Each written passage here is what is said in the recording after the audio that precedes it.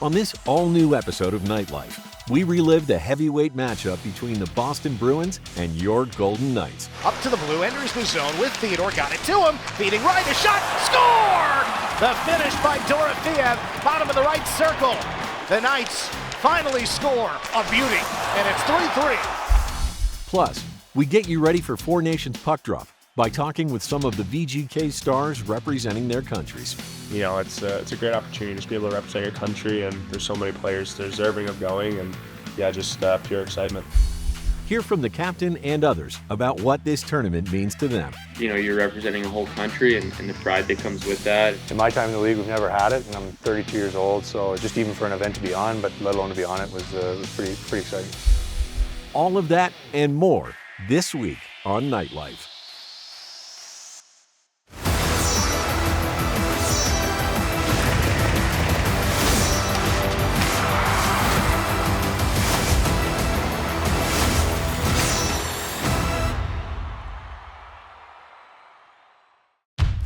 Welcome into this all-new episode of Nightlife.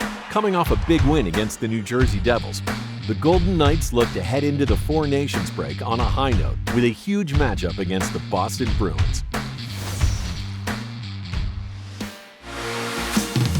From high above ringside at TD Garden in Boston, Massachusetts. And this is Vegas Golden Knights hockey. And a homecoming for Noah Hanifin as well, the former BC Eagle. Backdoor, they score! And the Bruins strike first. Sod onside, tap back, out and pulls and shoots, save. Rebound swept away. Here's Pasternak. Pasternak fed it across. Oh, what a stop! Samsonov, brilliant to his left. Corralled by McAvoy with a shot. Through traffic in front. Still loose in front of Samsonov. A shot right on. And Samsonov made the stop on Lindholm. A drive. Sadorov. Score! 2-0 Bruins with 6:11 to go in the first period. Sod bumps it back for Theodore. Theodore shoots from out high and scores. Mark Stone delivering his fourth power play goal. And the shot goes through a bunch of people. It's mid-height, and Mark Stone just gives it a little flick, changes trajectory, and it beats Swayman. And Vegas is back in this game. No shot attempts the last 6 minutes for the Bruins. Pasternak dug it out of there. Geeky scores! Puck in front, Geeky gets a tap in. Boston leads 3-1 with 4:53 to go in the second period. Hanifin threw it across, White Cloud winds up and shoots, glove save. Swayman lost it, puck at the line, and is waved off. Oh boy, that should have been a lot easier. Mark Stone saying that went in. Yeah, Bruce Cassidy thinks it's in. The call on the ice is a good goal. Wow, it's clearly over the line. Wow, big turn of events for Vegas. So now each goaltender has made a gap. Yeah. And we're back to a one-goal game. It's 3-2 Bruins. Angle it over to the far side. Eichel works around one man to gain the center logo. Up to the blue, enters the zone with Theodore. Got it to him. Feeding right, a shot. Score! The finish by Dorofeev. Bottom of the right circle. Pavel Dorofeev pots his 23rd of the season. The Knights finally score a beauty. And it's 3-3. Zacha got it with his reach. With Pasternak. Back to Zacha. Stopped by Samsonov. High to low has Stone. Now Eichel at the left wall. 5 on the power play. Eichel looking toward the middle. Eichel to the middle. Hurdle shoots. He scores! With 1 left on the power play. Vegas on top 4-3 with 1:10 to go in the third period. Tomas Hurdle delivers, and the Knights do have their first lead of the game. Now it's Pietrangelo with 3 seconds to go. He'll kill the clock in the corner, and it's poked in at the horn. I don't know if it'll count, but it's a Vegas victory. 4-3 on the scoreboard here at the Garden. The Knights with a 3-goal comeback defeat the Boston Bruins and have back-to-back wins going into the Four Nations break. Time for our first break here on Nightlife.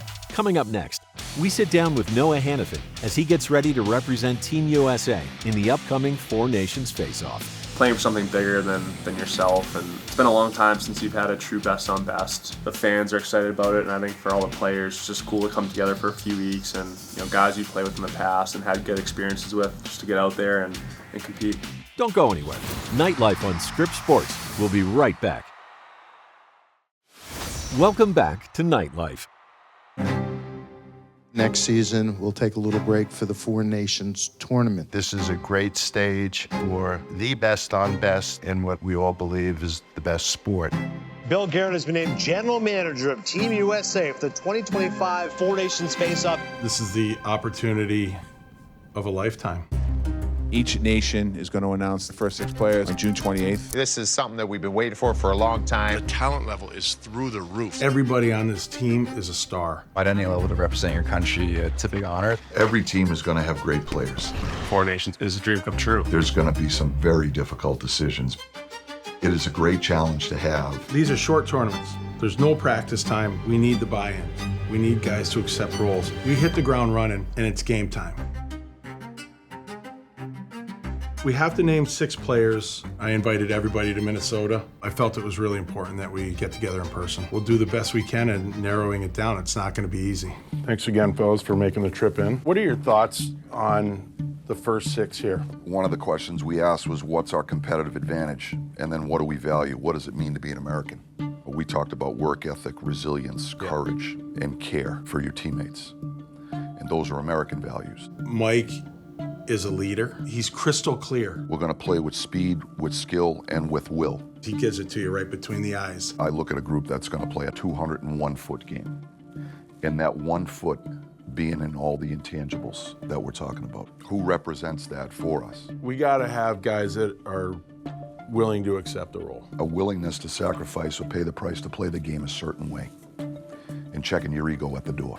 That's the 1 foot. I think it's important from our standpoint to make sure that we become a team. And I think that's going to be the biggest challenge for all the respective nations that are participating in this tournament. We all have different thoughts and opinions. We're going to have to plug and play. Hockey IQ's got to be a priority. The winning pedigree is important. This is the opportunity. This is the group here. You got a lot of great players, right? Mm-hmm. What really matches that body of work? And I think sometimes... What do you mean, what matches it? Well, when we start talking about the guy versus his production. We have enough players here, we can get both.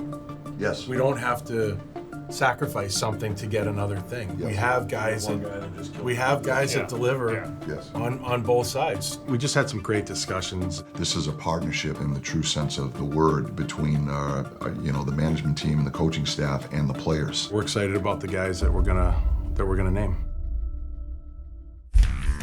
Team USA was carefully constructed to match up against the other 3 nations. There certainly is no shortage of firepower up and down the lineup for the red, white, and blue, including 2 stars from your Golden Knights. We sat down with defenseman Noah Hanifin to talk about what wearing the red, white, and blue means to him. We're here with Noah Hanifin from Team USA. Noah, the Four Nations here coming up just around the corner. When you found out you made this team, what was your first reaction? Yeah, I was really excited. I got a call from Bill Guerin just before Thanksgiving, and it's a great opportunity to just be able to represent your country. And there's so many players deserving of going, and just pure excitement. So you've been down this road before in terms of U17s, U18s, World Juniors, 3 World Championships, I believe. So you've played for your country in the past. What's it like?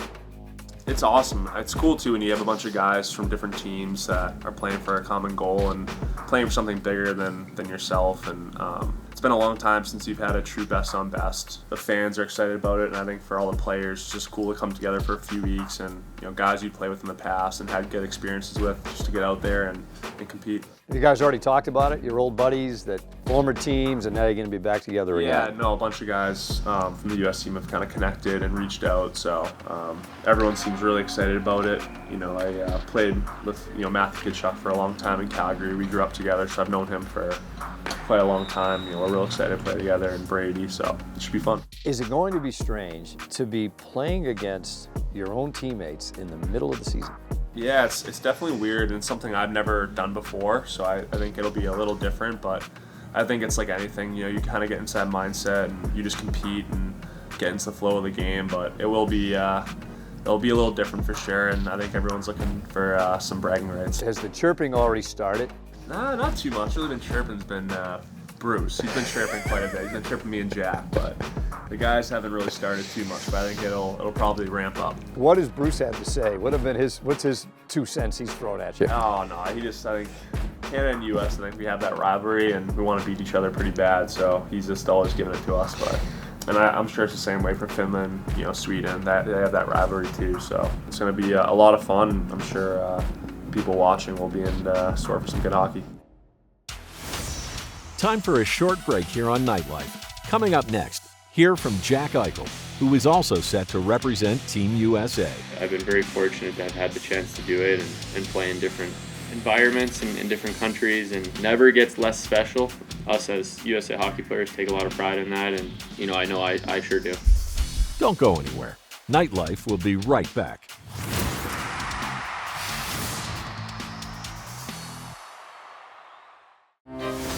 Welcome back to Nightlife. Barbashev up ice. Eichel cutting and scores! Theodore feeds it. Eichel has a step to the net. On the forehand, he scores! Oh, what a move by Jack Eichel. Eichel, he got it to him. Here's Jack Eichel across, and they score again! Driving in wide behind the net. Stone with a chance. Score! What a pass by Jack Eichel. Back to Eichel. Holds his Olofsson scores! How about this pass by Jack Eichel? Off top Eichel with room, he scores! Jack Eichel snaps it home. And Eichel makes no mistake. Stone for Eichel, he scores! Eichel from the left wing. Eichel with a wrist shot and he scores! What a shot by Jack Eichel! Cross down to Barbashev. On the wing, Eichel has a step to the net on the forehand and he scores! When Jack Eichel goes, the VGK go. So it was an easy decision when Jack was selected to represent Team USA in the Four Nations face-off. We sat down with number 9 to talk about the tournament and what it will mean to him. Jack, what was your initial reaction in the offseason when you found out that you would be one of the first players named to represent Team USA? Really honored. Such a deep pool of players to choose from for the management, and to be recognized in the group of players who was selected early. Just to be one of them, obviously a really good feeling and excited to be a part of it. You've represented your country at a lot of different levels, from World Juniors to World Championships to World Cup. What's different about playing for your country? Well, like you said, you're representing something more than just an organization, or you're representing a whole country, and the pride that comes with that. And for a lot of guys that have went through the national development program, they instill that pride and what it means to put on the USA sweater. And like you said, I've been very fortunate to have had the chance to do it and play in different environments and in different countries and through different tournaments, and it never gets less special. It's always amazing, and us as USA hockey players take a lot of pride in that, and I know I sure do. As special as each opportunity is, do you have a favorite memory so far? Favorite memory for USA hockey? Well, I mean, going through the US program, and then the grand finale of that 2 years is winning the under 18 World Championship, and having the chance to do that with the guys that you go through that program with, and you're around every day, and you train with. You go through a lot of adversity, and I look back at that, and that was a pretty special moment, and it's the only gold medal that I have, but winning gold's a special thing, and it's quite a feeling at the end of it all. A guy you played with throughout a lot of those experiences is Noah Hanifin. What's it been like to reflect on those experiences, now be his teammate, and now know that you'll have this experience together as well? Yeah, it's great, and we've had a lot of great experiences together. It's really cool to be able to share this one with him. We roomed together at the 2017 World Championships. I played World Junior with him. He was on that team in Finland, and we won the Under 18 World Championships. So our relationships just continue to get better, playing together, having him here in Vegas, and getting to, spend even more time with him. So, I know he's stoked about it, and two of us going back home and being able to, have some family and friends there and play pretty close to where I grew up, makes it even more special. Are there any teammates of yours here with the Golden Knights that you're most excited to see get this recognition? Who do you think is really going to impress people, or maybe flies more under the radar? Obviously we have a strong group of guys going, for Team Canada. I'm looking forward to playing against Hilsey, and Hopefully, if he's playing that night, I'd love to score a goal on him just to be able to hold that over his head. So, yeah, looking forward to that one. Have those chirps and conversations started yet? You know what? Majority of the chirps have actually started from Bruce. He's been the one making, obviously being on the Canadian coaching staff. He's always chirping Hanny and I about something. Well, we'll end by giving you the chance to give the final dig. Give us your pitch. Why does Team USA have the chance to win this thing? What's the biggest strength of the team? Well, I think one big strength of our group is just the hopefully the cohesiveness and the familiarity between a lot of the guys in the team, having to play together before. I think in a short tournament like this, you want to be able to come together as quick as possible. And luckily for us, a lot of the guys have had that opportunity of playing together before. And whether it be some of the opportunities coming through the ranks at the national program or the World Junior, I think everyone's pretty familiar with each other, and I think we have a deep roster, obviously strong goaltending, and I like our chances. Time for our last break here on Nightlife. Coming up next, you can't have a Team Canada without the captain. We sit down with Mark Stone to chat Four Nations. I think obviously my parents are super excited. My dad probably would have never thought this was possible, when I was 10 to 16 years old, playing organized hockey back in Winnipeg. I don't really think of this kind of stuff. Keep it locked. Nightlife on Scripps Sports. We'll be right back.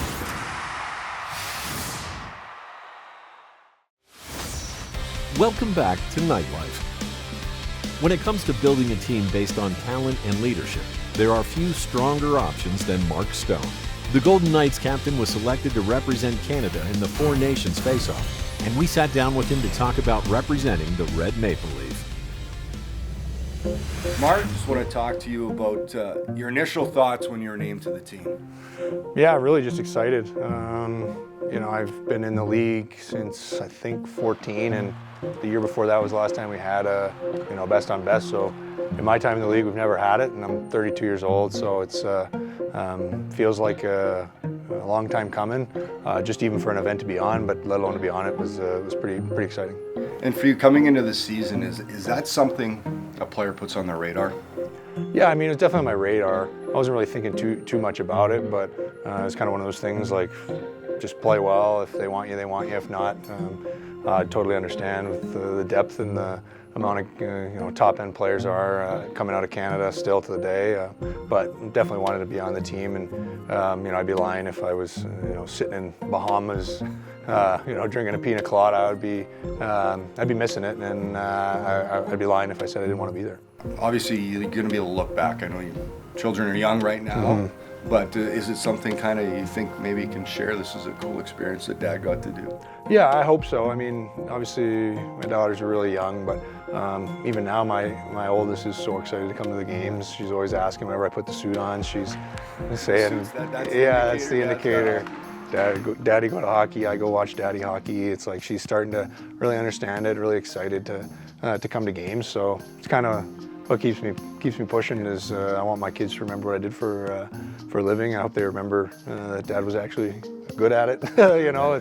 It's some of these guys that their kids don't get to see their dads do it at the top level. It's sometimes I feel like they might question. So I'm hoping to keep playing, and so that she can actually really remember what I did for a living. Well, so is there anyone in particular, you can say McDavid, McKinnon, like anyone in particular you're excited to kind of see how they handle themselves day to day? Like, is there some learning tools you can get from going to something like this? Yeah, absolutely. I think the obvious one is Crosby. I think, what is he, 37, turning 38, and still, one of the best players in the world. So there's obviously something to a guy being that good for so long. So if, it'd be interesting to see how he prepares for a game, how he prepares, daily, right? Whether it's practices, on ice, off ice. So, I think it's going to make a lot of guys better. Whether it's Jack and Hanny going to play for the U.S., they'll see some guys there, the top players in the league, and then us going to play for Canada. You're going to see different things and how the top players in the world kind of prepare themselves.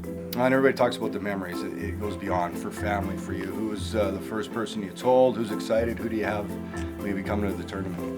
Yeah, obviously my parents are super excited.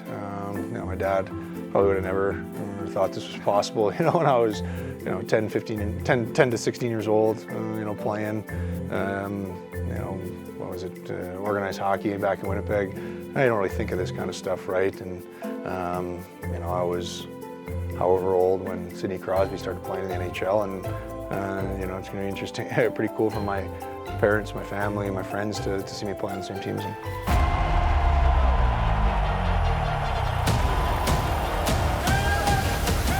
There by Taves, trying to kick that one to Zibanejad. Instead, it's the other Penguin, Crosby, then it's lost by Parayko.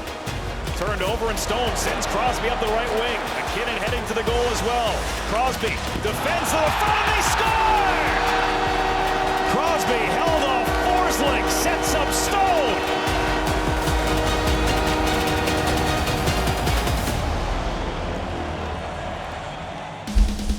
That does it for this week's episode of Nightlife.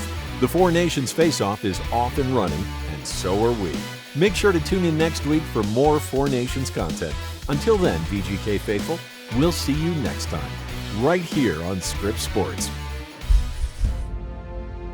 The NHLPA and the NHL will host the Four Nations Face-Off. This is a great stage for the best on best in what we all believe is the best sport.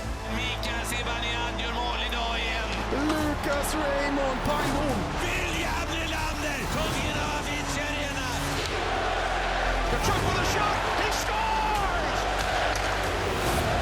Austin Matthews strikes again!